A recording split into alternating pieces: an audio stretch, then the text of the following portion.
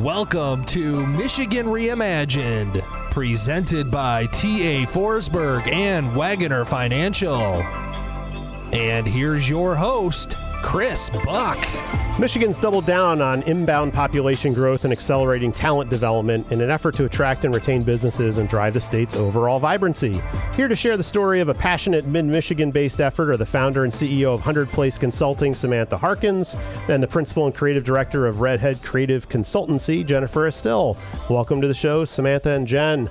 Thank you. Nice to see you. Thanks for having us. Appreciate you being here. And I'll tell you, I'm really very interested in this space. You're going to hear a lot of shows talking about people trying to drive folks to get, whether it's degrees, community college education, certifications, inbound population growth. The state's hiring the first growth officer in Hillary Doe is certainly a big statement. And so I was really excited to hear the two powerhouses like yourselves are engaged in this. And I'm super excited to hear about how you're managing this endeavor. So let's start a little bit about on your backgrounds outside of this endeavor, because I know you both have day jobs and are pretty invested in this region and doing great work outside of this particular endeavor. So Samantha, why don't you start off and talk about your otherwise day gig? Sure. So I have a long history in local government. I've worked in community and economic development. I work with cities for the last little more than 20 years. I moved to Michigan 18 years ago, met a gentleman you may know, Andy Shore, who's now our mayor, worked with him at the Michigan Municipal League. So we lobbied for cities all over the state. And we always had a joke that when Andy if he ran for mayor, I would be his number two.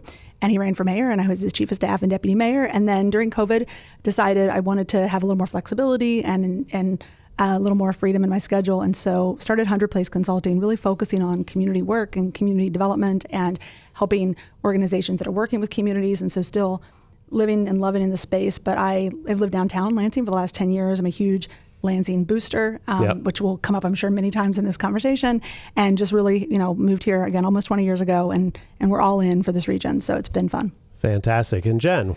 Well, I am the founder and creative director at Redhead Creative Consultancy, as you mentioned, and I met Samantha when we were doing some work for the city. So we quickly became very close friends with our alignment in thinking that Lansing has an incredible amount of potential. Yep. And not enough behind pushing that forward. And so our work really is in sort of the social good and economic development and education realm. We market and help brands improve what they do.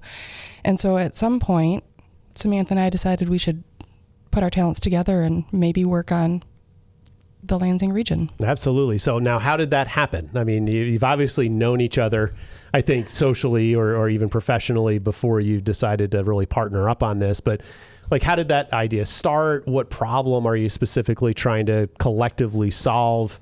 I heard in our conversation, you mentioned something about the Mackinac Policy Conference. I don't know if that's where you first announced that you're doing it or if that idea came from that recent conference. So the only thing the Mac and I had to do with it was that's sort of where the first person that offered us a partnership and offered us funding was actually at Mackinac. Okay. But can I tell the real story? That tell we were just, we've known each other for a long time. We love the community, but every now and then you're texting, you're like, oh, this is happening, or I'm frustrated about this. And Jen texted me and was like, we were, venting about something. And she said, why is there not a campaign to show the great things that are happening in Lansing? And when we say Lansing, we mean the whole region, right? We're talking about Holt and St. John's and the city of Lansing, right? Everywhere. Why isn't someone doing that? And then she's like, why don't we do it? And I was like, I'm intrigued. Sure. So here we are, really. And Jen is, if you look on Redhead's website, brilliant. They build wonderful and beautiful creative and brands. Yep. And that's the hard part. And I ask people for money and build coalitions. And no, that's the hard part. Yeah, right. See, this is why we work well together, right? Because we have very complementary skill sets. And we've been a little over a year that we've been working on this project, and it's been fun. Yeah, it's been fun. And it's the interesting part about it is between what you know and what I know, we understand what needs to happen to successfully market something like a whole region. Yep. We understand the collaboration that needs to happen, the messaging that needs to happen.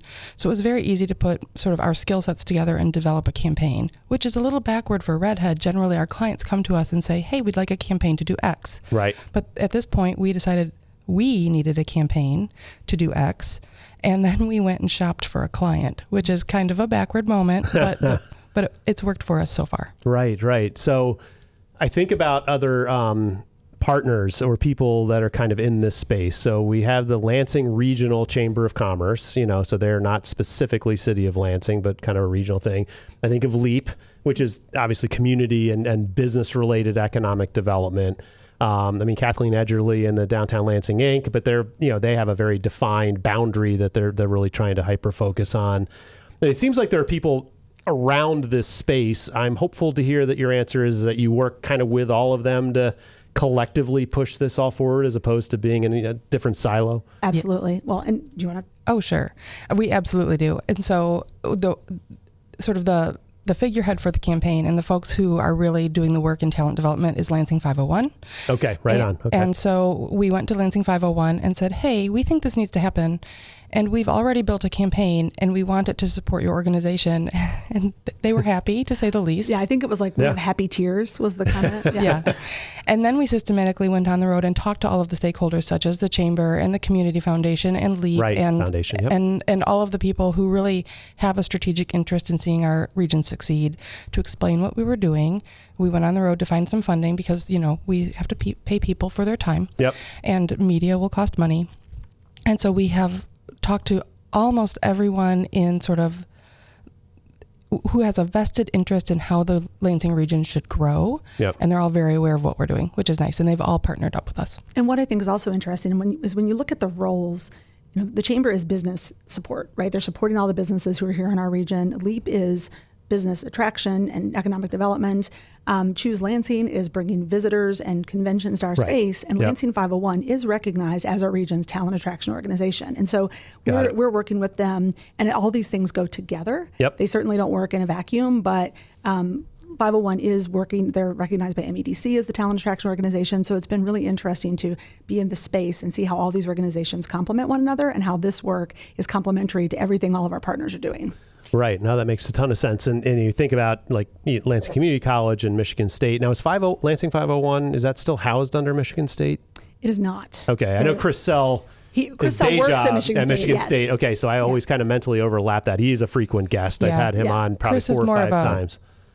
Clark Kent Superman situation is what I would call him. But Michigan State is a partner. They're a really strong partner of this work. So we have, again, it's been a fun space to be in and help complement the work everyone else is doing.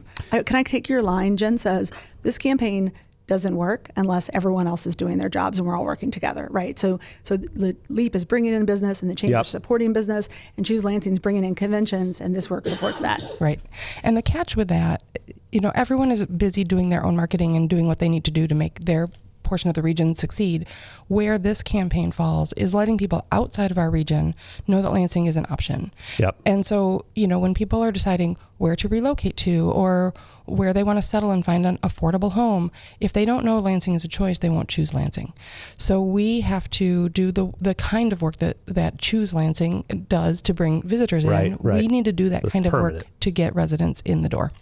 Makes a lot of sense.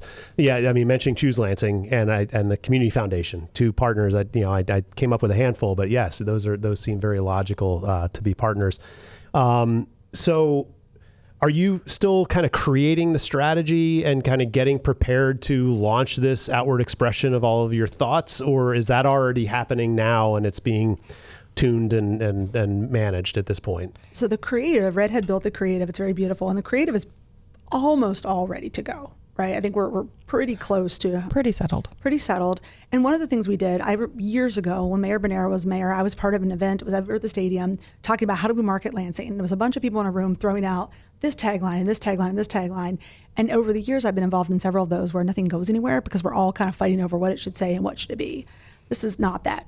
We build a campaign and, like Jen said, shop for a client. And so the creative is ready to go. Now we're really in that phase of how can we find sustainable funding, keep the project going long term, and really market the community, our community, far and wide. Right. And we really have, I would say, we have, 2 audience segments. And the primary audience segment is people who do not live in Michigan. And as Samantha talked about our Lansing region, we think of it as a dartboard. And you might aim for Lansing, and maybe you aim for Lansing and you hit Grand Rapids. That's not bad for Michigan. Right. You aim for Lansing and you hit Holt, or you hit Owasso or Saginaw, pick one, that's good for our state entirely. And so we are not marketing within the state excessively. Our secondary audience is here locally, so people are aware of what's happening. But our primary audience is people outside of Michigan who would find much more success living here in our state for a number of reasons. Right. And for example, we have 2 targets that are pretty hot on the list. And the first one is sort of recapturing or boomeranging MSU students. Only about 60% of college students stay within Michigan, which is something we would like to change. Yep. And knowing that Michigan State University has been such a great partner for us, actually, they've shared a lot of data and done a lot of brainstorming with us, knowing that people who have gone away to their career in a big city, now they're thinking of buying a house and settling down. Where's a better place to settle down than near your alma mater, in the state where your parents might be, where you can actually afford a home, and we have great options for your career. Right. So that's our target market number 1. Target market number 2 is people from less hospitable environments. Either policies don't align with what they want to do, there are mudslides or droughts all the time. We all know Michigan is one of the best states to live in long term. Yep. We would like to invite people in. Right. No, that makes a lot of sense. So what is the real value proposition? What do you tell? I mean, you mentioned cost of living. I mean, so like, what are the nuggets of why Lansing? This list is so long, right? I mean, you think about the reasons we're here, right? It's affordable to live here. We have policies, statewide policies and local policies that protect people and welcome people, no matter who you are. We're diverse. We have wonderful school systems. We have things like the facility for rare isotope beams, which is kind of a big deal, right. And that's nowhere else in this country. We have great higher ed. The list goes on and on. Right. We are geographically logical. You can get to Grand Rapids quickly. You can get to Detroit, to Cleveland. I mean, you can get to Traverse City. So geographically, we're super smart. We do have strong partners, LEAP, who's bringing people to town, and we need workforce for that. We have developers who have lots of people or lots of plans to build apartments and housing. So we know that there's a lot of advantages here, and everyone should move here. But we need to let them know. We do. Right. And talking about developing great places, I'd love to talk about my friends at the Forsberg Real Estate Company. When it comes to creating the best living and working environments in the community, no one does it better than my friends at the Forsberg Real Estate Company. Brent Forsberg and his team create vibrant, holistic communities that inspire growth and encourage belonging. Focused on building stronger connections for people, a Forsberg project is always in tune with balancing relationships to create the optimum human experience. Since the 1950s, Forsberg has been enhancing the quality of life in the communities they serve by following the principles of regenerative growth and aligning the resources and tools available. Reach out to my friends at Forsberg Real Estate Company by calling 517-349-9330 or check out their website at lansingrealestate.com. We want people for all of Brent's buildings. Right, Yes, exactly. And to have him build more, right? Exactly. Yes, please. Well, and this is the thing about it. Marketing creates demand. And when people like Forsberg or New Vision Lansing or Pick One are building units and houses everywhere, we need to make demand. We don't need to just shuffle people around, right? Right. 300 new apartments, they move from old apartments into new ones, doesn't do us any good. I completely agree. I've had shows about that. Right. So, and we all know that these things are true. And we also know that the outlook between now and 2035 is a population decline in those younger ages, which means marketing has to work to create the demand and bring people here. No question. Can I go back to Jen's point earlier about the secondary market being local? I think this is interesting. I think that you will feel this. I think we talked about this a little bit when we were having coffee. But how many times have you heard people in our region say, oh, there's nothing to do here. Why aren't we like Grand Rapids? And that's something that really sort of, we're our own worst enemies sometimes, right? We have a Big Ten University. We have the Wharton Center. We have Lugnut's. We have Horrocks, which everyone loves and goes to. It's packed, right? We have these wonderful gems, but when you look at our region as a whole, there are all kinds of things to do. Festivals every weekend, and if we don't stop talking about ourselves in a way that is negative and counterproductive, how are we going to bring other people here and sell this region? So that's you've seen there's some catabuses. There are 5 of them with a mural that are a wrap that say our city, the best city. That's us. We're behind that. And trying to get people to think about 501 did 517 reasons to love our community last fall. But think about this region and all the wonderful things we have, and let's start being positive about it. And we have to be the champions internally first. Right, because that's the key to retention, not just attraction, which is critical to 501's mission. Right. And if people are here for a weekend kicking tires on whether they want to move here, seeing a bunch of grumpy people complaining about where they live, in the town that you're considering living in is not going to exactly sink the hooks in. Right. And truth be told, that is the impetus of this whole podcast, by the way, is I moved here in 2008 from, indirectly from Seattle and from Philadelphia and the beginning of the recession. And so I was asked to move here with corporate America and didn't love it. And so I complained for a while and then unplugged from that corporate America situation and decided to stay and made a pact with myself and my wife that it's like, if we're going to stay, we're going to get engaged. We're going to help solve problems that we think are out there and just really swim in the seas of this region. And we've done that. And this podcast is meant to give 20 to 30 minute snippets of people doing really cool stuff that you may not know about. Because if you just pull into your garage door, hit your garage door opener and pull in and close it and never go outside and complain there's nothing to do, you're 100%. Not engaged. So this is my penance for 5 years of kind of complaining that there's nothing to do in Lansing. It's evolved, and I was humbled as I started really wandering and meeting people and doing economic development work.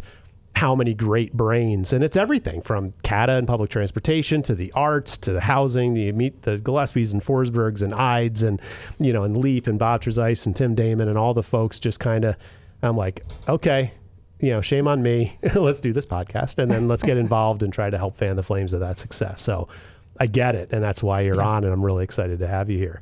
And I think we need a lot of people doing their thing. You're doing your thing. Everyone is doing the piece, and when we put all those pieces of the puzzle together, we can be a very successful region. We are a very successful region. Yep. We just need to let the rest of the world know about it. Yep. We need to stop being Midwest nice and brag about ourselves. Exactly. Yep. I do that when I travel. I'm driving out to Arizona this week. I got my lug nuts hat packed. I got my MSU stuff, Conquer Accelerator t-shirts. And so I like fanning the flames of, Michigan branding when I'm off campus. I can't tell you, my son, we do the same thing. We will be traveling later this week. He'll wear a Michigan State shirt. And the number of people who will say, oh, Michigan State, that's in Lansing, right? Or isn't that where, and people don't know outside of here, right? We sort of have picked ourselves apart at times about the different communities, but we all love this community. When I say this community, again, we're one big region of wonderful things happening. Right. So if we think about ourselves like that, it changes the narrative, and we need to do better about it. And so that's why we're preaching. Right. And someone even mentioned the other day, they're like, you could work in the absolute core of downtown and have a 15-minute commute to a 20-acre farm. Yes. Absolutely. Absolutely. Where else are you going to find that? And have that be affordable, right? Well, and not a... And that's something that sort of the campaign works on. And the great thing about 501, their website is built for shopping. It's really built with an eye to, say, the HR department or people who want to move to town. So you can shop neighborhoods and communities. You can shop things to do. You can shop events. So you can see the difference between Williamston and downtown East Lansing. You can feel what it's like to live in Charlotte or Grand Ledge, right? So if people are coming to town, they really need those kinds of tools. So this campaign is pointing people at Lansing 501's website where they can do that work. We've created the marketing funnel to do all the things that marketing should do. Yep. And so our hope is that people get to shop and understand this is a region where in 20 minutes you can be in a beautiful rural environment, or you can be at a rooftop overlooking Spartan Stadium. Pick one. Or in just over an hour, you can be at the big lake. Right. Or downtown Detroit at any of the four major sports. Yeah, take your pick. Yep, it's a great place. I agree. So, how are you going to measure success?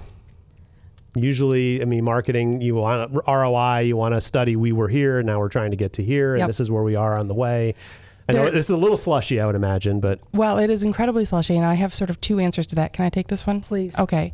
The first one is building our coalition. So Samantha has been amazing at getting people to sign on and support us with their dollars. And so the more people who support us with their dollars, the more that is success, only because that means we're all working together and figuring it out together.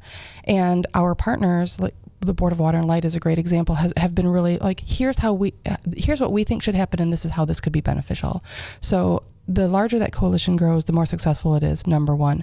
Number two, there's the math. So we've picked certain markets that we're going to. We've done some A/B testing to understand what messages resonate where, and there's all the uptick in visitors, uptick in people visiting the website, uptick in queries.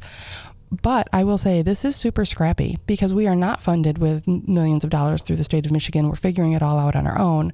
We're using a lot of just our base knowledge of how marketing should work and how these things happen to know what success looks like. And, when there are 400 more apartments downtown and they are all full, we will feel like we have contributed to that success, because nobody can do that by themselves. We all need support. No question. The other thing we've done is we've added a population growth goal as part of this campaign. So we know you mentioned Hillary Doe earlier. Yes. There's the Growing Michigan Together Council. I talked to Citizens Research Council and the state demographer to try to figure out what would be. And this was quoted as an aspirationally obtainable goal. We have put together a goal of 10% over the next 20 years, which doesn't seem, at first it seems like maybe that's not a lot, but it is a lot, and it would have a really profound impact on this region. So that's it. Again, this is a long-term project, but right. we know that it's not, you don't grow the region by 10% in a year. And so to start, Jen's the marketing expert, not me, but she said this the other day, like, you start marketing before you have everything, before you have all the apartments built, before you have all the things done. Right. So then when they are built, you have people to fill them, right? So those things go hand in hand. Yeah, the timing matters. Mm-hmm. And it's, I remember one of my interviews, they talked about the three-legged stool, right? You need the jobs, mm-hmm. and then you need the people, and then you need the place. Mm-hmm. And you can't build one of them too steeply or the other two collapse, right? If you have too much housing, but not enough people coming to live there, then those are going to fail, right? If you have too much entertainment but not enough people, then the entertainment venues are going to fail. So you got to kind of do it all at the same time. Yeah, I love that. That is so incredibly true. And then the other thing that I think is important there is understanding that we all need more population in order to succeed, not just the apartments, but people who are running electrical and people who are running a dry cleaning shop and people who want to have a bagel shop and what have you. All of these people will succeed. Our schools will succeed. Yep. So that's a great point. The important part here is if everyone gives a little bit, we can have a larger marketing buy that will benefit everybody. Yes. And so this is a way for a lot of people's small contributions to end up being a very powerful tool in the end for the entire region, so that we all win. I agree. And I had this conversation once too when one of the new flashy coffee shops opened up. Mm-hmm. And it dawned on me, I'm like, okay, well, if the population is static, we just took the people going to the older coffee shop and now they're going to be at this new coffee shop. Those aren't new people. Exactly. And so now what we've built is this awesome new coffee shop, which at face value is a positive thing. But now the smaller, older coffee shop is going to hurt from that. And now we're going to have a vacant, second generation, old, has-been place that we need to figure out who's going to be the tenant there. So we're just trading dollars. Right. We're not building anything new. And I've been in growth states and growth cities to see that new restaurants open it, but they're not cannibalizing anyone. They're just taking advantage of the additional swell of new population. And that goes for all, everything in our economy. And schools is a big part of that. I sit on the board of directors for Downtown Lansing Inc., and we talk about people who go to, through, and there. People who go to a place for a reason, who go through a place, and people who live there. And you have to have enough theirs, people who live there, to support the coffee shop on a daily basis, so the people who go through and to have something to do as well. So there's not only increase the population so both coffee shops can succeed, but increase the population so both coffee shops can succeed, and when people come to visit, they see and have all these wonderful amenities. So it's just all connected. Makes a lot of sense. Well, I'm excited to hear that this is all under Lansing 501. That's probably my biggest takeaway, is I wasn't sure where this was being housed and how you were implementing your process. Also, thank you, Chris and Josh. You're amazing. I love working with you. Right. And Josh is still engaged? Yeah. Okay, that's fantastic, because I know he's moved around quite a bit in the last 5 years. So, Josh Holliday is a legend in this town for those of you. He's been on the show a number of times, but Chris Sell has been on even more. So, great people for sure. Talk about how people can learn more. How can they follow along? Social handles, websites, things like that. Everything is through Lansing 501's website and social handles. So lansing501.com, campaign specifically is .com/neighbor. So you can check out and see who all of our partners are. They're all listed on the website. There's information about how to contribute, how to be part of the process, right? So it's all housed under there. Mm-hmm. And of course, you can get a hold of Samantha, who is my brilliant co-conspirator over here at 100 Place Consulting. And Redhead at redhead.studio is our website. You can find that. You can find us on the socials as well. Fantastic. Well, we've been talking to Samantha Harkins and Jen Estill. Really appreciate you coming in. Thank you as a resident for the work that you're doing, Big fan of it. Let me know how I can help going down the road. And really, really happy to have you on board. Thanks for being here. Thank you, Chris. Thanks for your time. And as a close, I'd like to give a final shout out to all of our loyal sponsors. We've got Forsberg Real Estate, Wagoner Financial, Triterra Environmental, Good Marketing, the attorneys of Foster Swift, Keller Williams Advantage and Team, and Michigan Rise, brought to you by the Michigan State University Research Foundation. If you found the show as a one-off, I remind you to follow and subscribe to Michigan Reimagined on YouTube, Facebook, Apple Podcasts, Google Podcasts, Spotify, iHeartRadio, and pretty much anywhere you find your podcast. For Michigan Reimagined, my name is Chris Buck.